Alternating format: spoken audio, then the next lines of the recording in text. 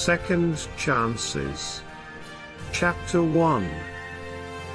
A very old man sat in his apartment and wept because of the death of his wife and companion, Helena. Before him on the coffee table lay several photo albums. The pages were stained with his tears. Pictures of his first wife and he resplendent in their dress uniforms, two very happy naval ensigns, just graduated from Annapolis, married, and beginning their careers in the United Systems Space Navy. He and Judith smiled out from the holograph, having been assigned aboard the USS Enterprise, the newest heavy cruiser in the system Navy. On the table next to the sofa was a holograph of a handsome woman in a naval uniform wearing captain's stripes. The Medal of Honor lay next to the picture and draped over it. Another album lay open to holographs of his two brothers, again stained with his tears. It seemed that memories of loved ones haunted him everywhere he looked today. He grieved and felt guilty that he still lived. A naval lieutenant entered the room and waited to be recognized. Lieutenant L.W. Gibson cleared his throat and spoke. Admiral, it's time. Fleet Admiral Tim Holoran looked up. Thanks, LW. I'm ready, I guess. With that statement, Admiral Holoran stood, straightened his uniform, and followed his aide to the waiting staff car to take him to the mortuary and cemetery to honor his second wife as they conducted the rites of Christian burial. The honor guard folded the flag that graced the coffin of Captain Helena Holoran, USSN, and presented it to the Admiral. Just before the final words were spoken, the honor guard fired a 21-gun salute to honor a naval officer who had made the ultimate sacrifice in the line of duty. Because of the courage of Tim's wife, the entire crew of her ship, the USS Hope, was spared a terribly painful death.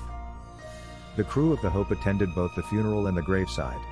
They had arranged for a skeleton crew to be lent to the Hope from the Academy so that every man and woman could attend the services. At the funeral, every member of the crew greeted the Admiral and expressed their concern and affection for him and their deceased captain and their personal grief. After the graveside ceremony, the mourners began to leave the grave site. Tim stood and walked to the nearby stone bench, where he sat, tears flowing down his rugged face. The crew of the Hope stood behind the bench at parade rest, determined not to leave the cemetery until Tim was ready to go. His aide stood beside him for a while, and then he began to urge the Admiral to leave, but Tim still sat there quietly grieving. Then, Captain Arcary Johnson, the chaplain who had conducted the funeral and a graveside, came and sat next to him. After a short while, the chaplain put his hand on Tim's shoulder and said, Admiral, it's time to go. I'll walk with you. Tim stood, walked to the waiting staff car, and bid the chaplain goodbye. Tim told his aide in the car, LW, I would like to spend a little time at the officers' club. You and Al call it a day. I'll call a taxi when I'm ready to go home. LW turned and spoke. Admiral, are you sure you'll be okay? Chief Petty Officer Al Broker, the driver, spoke up. Admiral, I can wait for you. No, Al, LW, I appreciate your thoughtfulness, but I can take care of myself. Besides, if I get soused, the club manager will see that I'm taken care of. There are VIP suites in the club in case I can't walk. You two have families to care for. I'm just an old sailor. Aye, sir. As you wish. Both Al and LW answered their boss. Oh, LW, would you take her flag to my quarters, please? Yes, sir. And, tomorrow, please find a frame for it. I would like it framed along with her Medal of Honor. Yes, sir. Al pulled up to the officers' club.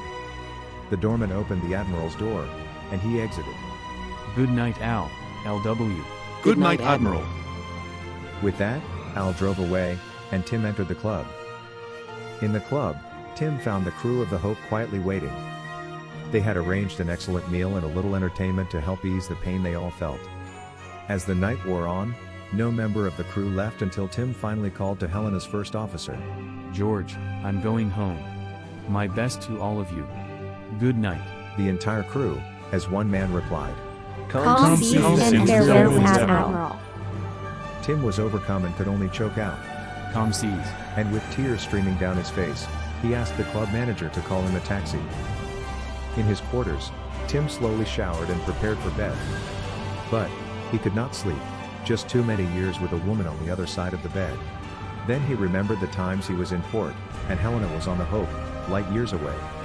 He moved to the center of the bed, prayed a short prayer, and finally fell asleep. Just as the alarm went off, there was a knock at the bedroom door. It was 400, and his aide stepped in. Admiral, you didn't leave a note for the cook, and he needs to know what you want for breakfast. LW, I have eaten the same thing for breakfast for my 60 years in the service and certainly the same thing for breakfast for the 6 years that Harry has been our cook. 2 eggs, bacon, toast, biscuits, gravy, and lots of black coffee. Admiral, Captain Holoran always told us never to assume anything.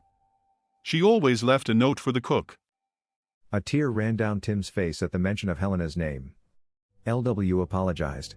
I'm sorry, Admiral, I wasn't thinking. Don't be. I loved her very much. LW? Do you love your wife? Yes, sir. Did you kiss her this morning? No, sir. She was asleep. I didn't want to disturb her. My boy, your wife is a precious gift. You need to kiss her and hug her as often as possible. When you are ready to come to work tomorrow morning, you wake her and give her a big, sloppy kiss. She'll go back to sleep. Happier for the kiss, I'll bet. Well, that's not very considerate, sir. LW, you mark my words, she will not think of it as inconsiderate. Now, as your superior officer, I strongly suggest kissing your wife before you leave every morning and as often during the day as possible. I could make that an order, and you're good enough a sailor that you would obey.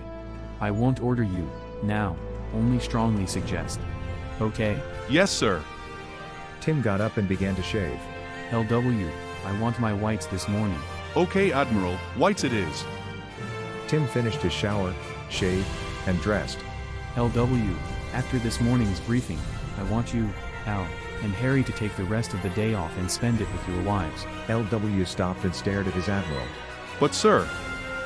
No buts, this is an order. Understood? Aye, aye, sir. Good. LW and Tim descended to the dining room, where breakfast was waiting. LW gave the cook the admiral's order to spend the day with his wife, and then they ate quickly and got into the waiting staff car. Al drove the 2 officers to the admiral's office and prepared to wait until Tim told him and LW to start their day off. But, Admiral, No arguing. You have my orders, execute. Al and LW replied, Aye, aye, sir. and they departed. Tim entered the briefing room at precisely 500 and sat in his usual place. The commander-in-chief, Admiral Darian Marovich, entered immediately after Tim and sat beside him. Several other senior officers were already in the briefing room and sat at the CIC's direction. Rear Admiral Joseph Self nodded, the lights dimmed, the projector came on, and he began his intelligence briefing. As Joe Self's presentation ended, Tim asked, Joe, how is your family? My family, sir? Yes, Joe, your family.